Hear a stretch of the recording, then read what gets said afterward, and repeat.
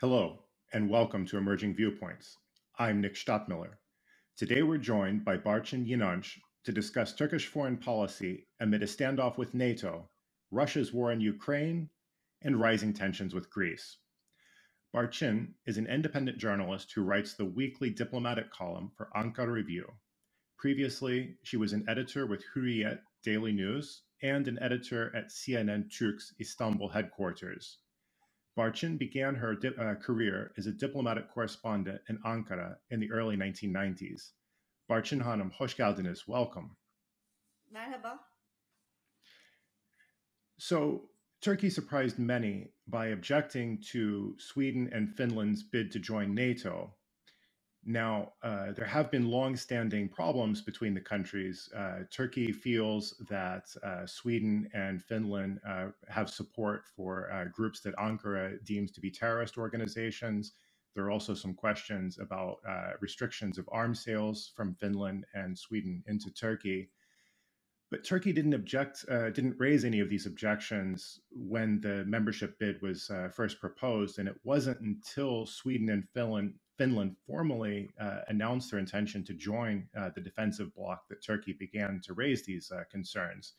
So to what extent do you think Turkey's objections represent genuine diplomatic problems, and to what extent are domestic political considerations at play here?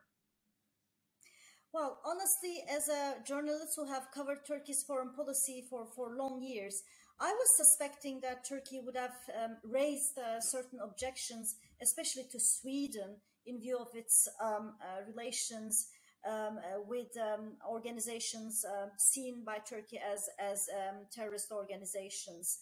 I have the feeling that any government, if it was not for the AKP government, any other government in Turkey would have raised these objections. The difference is, I think, that, as you have mentioned, this would have done a bit earlier. I mean, especially there would be some informal talks. Turkey would have certainly contacted these two capitals perhaps ahead of their official application, saying that Turkey might raise some of its some objections. But the problem with this current administration is that all the classical way of doing foreign policy is sort of forgotten. I wouldn't say forgotten, but maybe sometimes it's intentionally not being applied. So I am not sure whether this was intentional. In other words, whether President Erdogan and his advisors preferred to wait at the last minute to have a greater impact, or whether this was purely mismanagement. Because especially in the course of the past few years, we are very much concerned about the fact that this whole system, this whole presidential system, is not a successful one, and that President Erdogan is failing to sort of govern the country. But coming back to your question, and as a summary, obviously Turkey and the Turkish classical state mechanism, let's say, has certain legitimate requirements from Sweden and Finland. Therefore, it's not such a big surprise that there is such a problem. But yes, we cannot exclude the domestic politics factors because instead of dealing with this issue behind the cameras, behind the closed doors, President Erdogan chose to make it public and do it in front of the cameras, which makes us think that obviously domestic politics were certainly factoring in during this whole process. Many of Turkey's NATO allies, and of course in Helsinki and Stockholm, they're looking for some way out of this.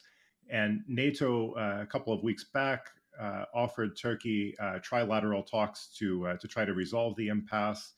Turkey initially rebuffed those, but then this past weekend, several senior Turkish officials traveled to Brussels for meetings with NATO and bilateral meetings with representatives from Sweden and Finland. Do you think that there is appetite in Ankara to do a deal relatively quickly, or is there an incentive to let this drag on for a while before reaching a deal, or possibly even letting the issue linger indefinitely? At the end of the day, if Sweden and Finland were to come with really some satisfactory positions, I think this would have, as well, in terms of domestic politics as well, helped the hands of President Erdogan to turn around and to tell its public opinion that Ankara has convinced its interlocutors for a deal. So in order for me to give you a healthy answer to that question, I think we have to know with what kind of proposals the Finland and Sweden is bringing to the table. Because at the end of the day, it takes two to tango, as the saying goes. And in this case, it's the tango is done by some other players as well. I think one of the reasons why Turkey chose to rebuff some of the NATO's invitation was the fact, most probably, that last week the PKK, which is recognized as a terror organization by Sweden itself, and Swedish authorities have said time and again that PKK is a terror organization, they do not support it, but right in the middle of these negotiations, PKK supporters have, projected the images of PKK and its leader in the city center. So I guess the Turkish side thought that its grievances are not really taken seriously, and most probably they thought that going to Brussels wouldn't make a change. Most probably, after Turkey has sort of told its interlocutors that it will not come to Brussels, most probably I am speculating that they have received some new messages from Helsinki and Stockholm that have convinced them to go to Brussels. At the end of the day, my projection is that it will be quite difficult to find a compromise solution by the Madrid summit. Currently, I think they are negotiating for a statement that would probably will not close the door to Sweden and Finland. It will leave the door open to these two countries, but most probably the statement would probably say something like negotiations will continue until the end of the ratification process, because let's not forget that even if Finland and Sweden gets a green light from the NATO summit, all the member countries in NATO, they have to ratify their application.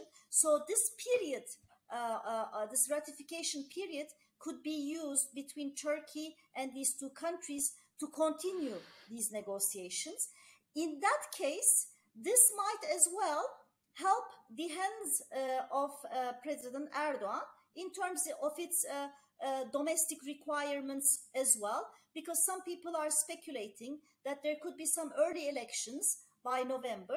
Therefore, it might be the case that Erdogan might pose some more additional problems so that there is not a total compromise until the NATO summit. But as I said, it's this whole process also depends on what kind of proposals Finland and Sweden is bringing to the table as well. Now, one theory that I've heard speculated about here in the United States is that maybe Turkey's objections to Sweden and Finland are not solely about bilateral relationships with those countries, but maybe this is a bid to gain a bargaining chip with other NATO allies, especially the United States. To what extent do you think these issues with Stockholm and Helsinki are really a trilateral issue, and to what extent is there possibly a bigger picture behind the scenes about relations with other countries? Honestly, I wouldn't rule out if President Erdogan and his advisors at the presidential palace thought to get some concessions from Washington in terms of the bilateral problems, especially in terms of US support to YPG in North Syria. But from the very beginning, my understanding is that Washington has given Ankara a clear message that it will not give any concessions to Ankara in order for Ankara to unblock its veto in NATO. My understanding is that especially this message was given clearly during Secretary of State Blinken's conversation with Turkish Foreign Minister Mevlut Çavuşoğlu in New York. So to me, it's clear that United States is unwilling to somehow facilitate the process, and to facilitate by perhaps coming up with some positive messages to Ankara. Whether this is clear to President Erdogan and to his advisors, I do not know. They might still hope for some kind of a concession. But at any rate, I am again not ruling out the possibility that at the end of the day, maybe Washington will step in and might play a more active role, which would sort of justify the expectation of Erdogan and his advisors. As I said, I don't rule out a possible intervention by Washington, but all the signals we are getting is that Biden administration is unwilling to sort of offer anything that would be accepted by Ankara. So changing gears a bit, I want to talk a bit about Turkey's relationships with Russia and Ukraine.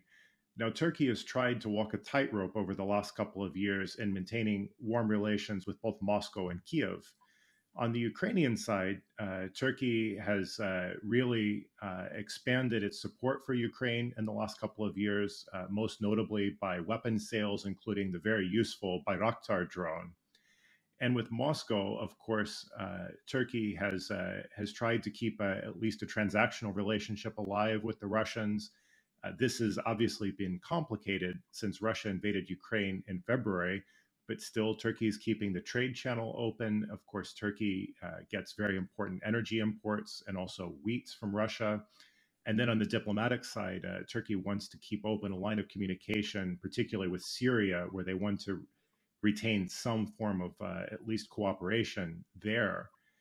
So to what extent do you think Turkey can actually keep these two conflicting relationships alive and going at the same time? Or is this plan inevitably doomed to fail and they'll have to choose a side? I think Turkey will not choose a side. It will try to continue this balancing act. And from time to time, it will look more pro-Ukraine. And from time to time, it will look more pro-Russia. And sometimes the two capitals would criticize Ankara. And on the other aspects, they might praise Ankara. So this is going to be a difficult balancing act.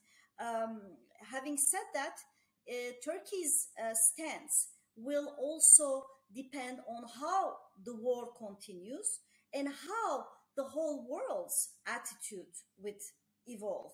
Because at the end of the day, even though Turkey has not joined the sanctions, it has closed the straits to Russian warships, and it has also closed its airspace to civilian and military flights between Russia and Syria in order to prevent the Russians to move certain mercenaries to Ukrainian theater. All this could have led to a retaliation from Russia, which we have not seen until now.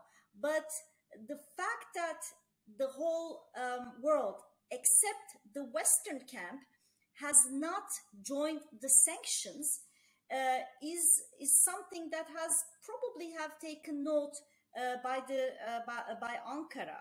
And Turkey, I think, feels that at the end of the day, somehow at one stage, Western capitals could just change their stance, and they might just mend fences with Russia, whereas Ankara might be left facing by itself Russia. So there is a dilemma in terms of Turkey. Turkey would not want Russia to come victorious from its aggression against Ukraine, because that might make Russia more, let's say, arrogant or aggressive towards Turkey. But it does not also want a very much antagonized Russia as well. And that's why Turkey is a little bit refraining from directly confronting Russia, with fear that Russia might sort of get back to Turkey and take its revenge. At any rate, now that we know that this war seems to drag on for some time, and now that we see that there could also be some cracks within the Western alliance in terms of how they would, support Ukraine, I think Turkey has started a little bit to move a little bit nearer Russian side, because as of today, for instance, a high-level Turkish official said that Ankara would be much more careful in providing arms to Ukraine. And I take this as an important signal that at the end of the day, Turkey might be changing its stance a little bit more in favor of Russia, because at the end of the day, its relations with Russia are much more important than the ones with Ukraine. That does not mean that Turkey will, stop supporting Ukraine, but in time we are going to see this recalibration in this balance of act. Now, you mentioned about how Turkey wants to keep some relationship with Russia in terms of Syria, and concerns about Russian reprisals if Turkey moves too far.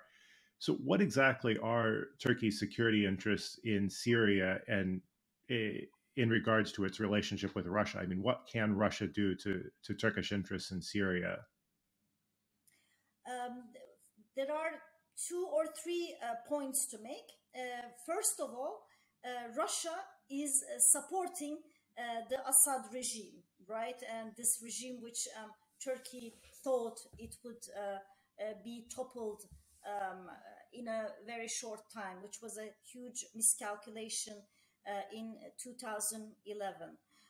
But what is much more important in terms of Turkey is that there are millions of Syrians which have left their own cities and villages, and they have come to concentrate in Idlib. So there are millions of displaced people, and right now they live under the control of some of the groups which are supported by Turkey. But they are threatened by the regime forces. So what Russia could do is that it can give a green light to the regime forces to stage more intensive attacks towards Idlib, and that could lead to a renewed flow of refugees towards the frontier. Now, this is especially from domestic politics point of view, a very sensitive issue, because the current government is under tremendous pressure because of its open door policy towards Syrian refugees. It ended up hosting nearly 4 million Syrian refugees, and there is serious tension within the Turkish society about their presence. And so there is no longer an absorption capacity from the Turkish point of view. So if Russia were to tell the Syrian regime forces to increase its attacks towards Idlib, a new flow of refugees would be a very, very bad news as far as Turkey is concerned. And on the other hand, obviously, Turkey is also waging a struggle against the YPG in North Syria.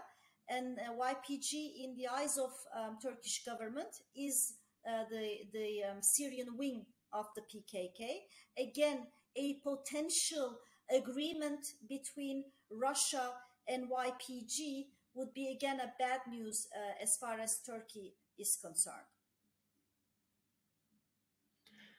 Finally, let's turn over to Turkey's relationship with Greece. Now, recently, Ankara has accused Athens of militarizing certain islands in the Aegean, which would contravene certain longstanding agreements between the two countries. Of course, tensions between Greece and Turkey in the Aegean are nothing new. They've gone back decades. But also in the last couple of years, you've seen rising tensions in the Eastern Mediterranean between the two countries concerning conflicting maritime rights and questions about rights to energy extraction underneath the sea.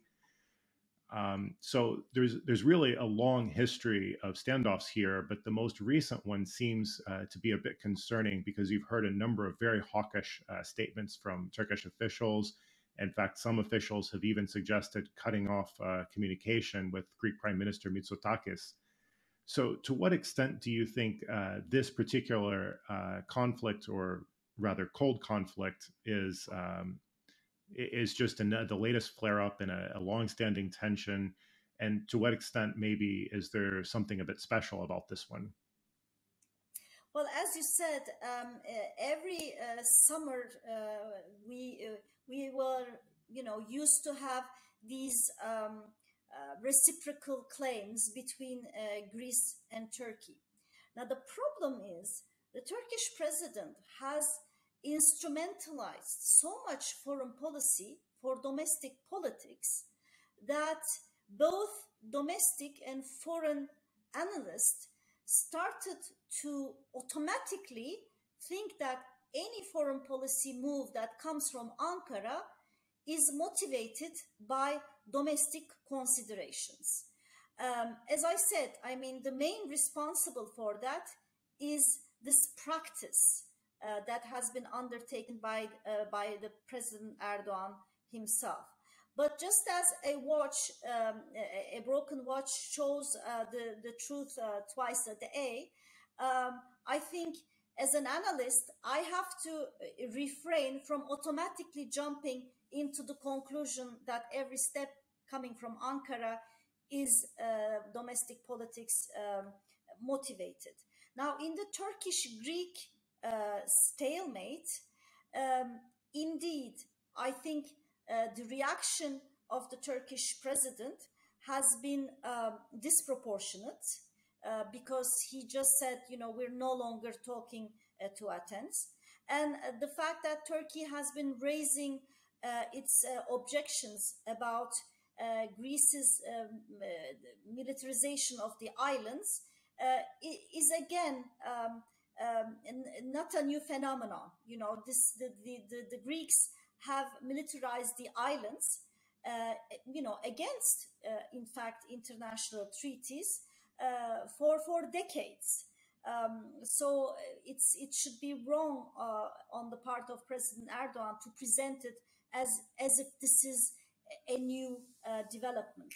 Having said that, I think Athens have taken certain steps that has sort of given the opportunity to Erdogan, to use decades-old Greek-Turkish problems for domestic consumption. And that is mainly stems from Greek Prime Minister Mitsotakis's visit to Washington, where, especially in the U.S. Congress, without naming Turkey, has asked congressmen not to provide, F-16 fighter jets to Ankara. Now, that obviously has sort of given the alibi to President Erdogan to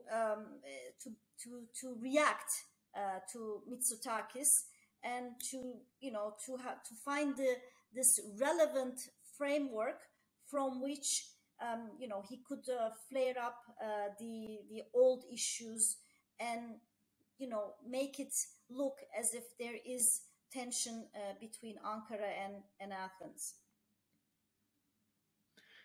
Now, you mentioned the F-16 angle and Washington here, and so once again we get back to this question about the extent to which Turkey's bilateral problems really reflect solely tensions between Turkey and another country, and how much of a multilateral dimension there is. In this case, with the F-16 purchase, the fact that this has been delayed, and Greece apparently seems to be lobbying against Washington's sale of F-16s to Turkey, that seems to be a contributing factor here. But also more broadly, Greece has stepped up relations with a number of NATO countries and also some countries in the Middle East, including Israel and the UAE. So to what extent do you think Greece's foreign policy with Washington, Middle Eastern capitals, and other countries in NATO is fueling this, and how much of it is it solely a Greece and Turkey issue? Well, actually, I think from the point of the Greek administration, it was only natural to fill in the vacuum. The more Turkey and Washington had problems, the more Athens, I think, has used this opportunity to improve its relations with Washington, and this is certainly angering Ankara. But as I said, this is actually Ankara's own mistake.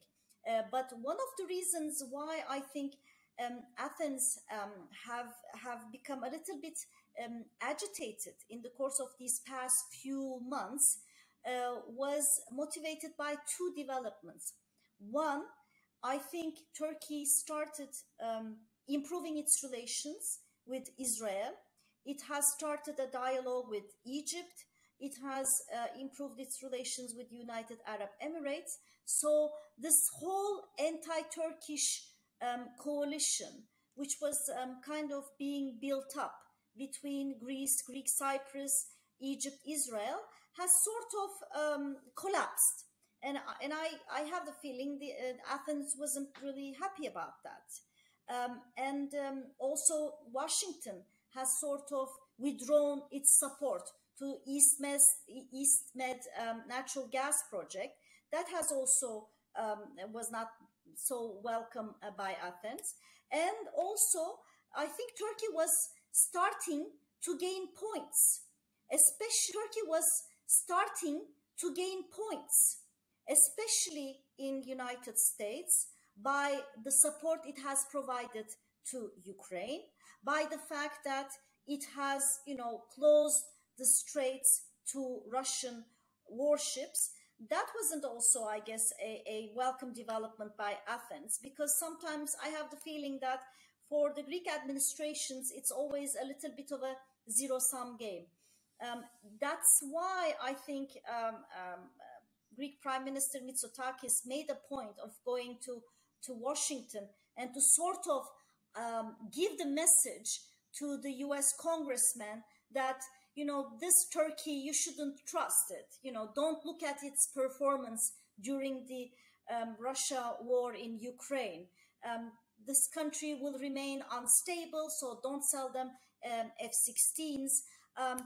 Obviously, this was not this was not welcomed by Ankara, because at any rate, look, in the midst of a war in Ukraine, where the whole Western alliance is supposed to give a message of unity, you have one NATO member going to Washington and complaining about another member, right? And also, from the point of the Greek administration, obviously any purchase of F-16 is seen as being used against themselves. But these F-16s are not just against Greece. Actually, they provide deterrence in terms of Iran as well, or they provide deterrence in terms of Russia as well. Don't forget that Turkey is the only NATO country which has drawn a Russian warfare by its own, American-made warplanes, I believe. So that has sort of, again, angered Turkey. The fact that Mitsotakis has lobbied against Turkey, and Turkey is also irritated by this rapprochement between Washington and Athens. But to say that the bases that are being built in Greece, between Greece and United States, they're not aiming at Russia, but that they are, by implication, they are aimed at Turkey. I think this is an over-exaggeration, because lately the Turkish rhetoric has been based on that the U.S. Greek bases in Greek soil are not really targeting Russia, but that they are targeting Turkey. I think that's highly exaggerated. We're going to have to leave it there, but Barçın Hanım, katıldığınız için çok teşekkür ederim. Thank you very much for joining us for a fascinating discussion. Thank you. It was my pleasure.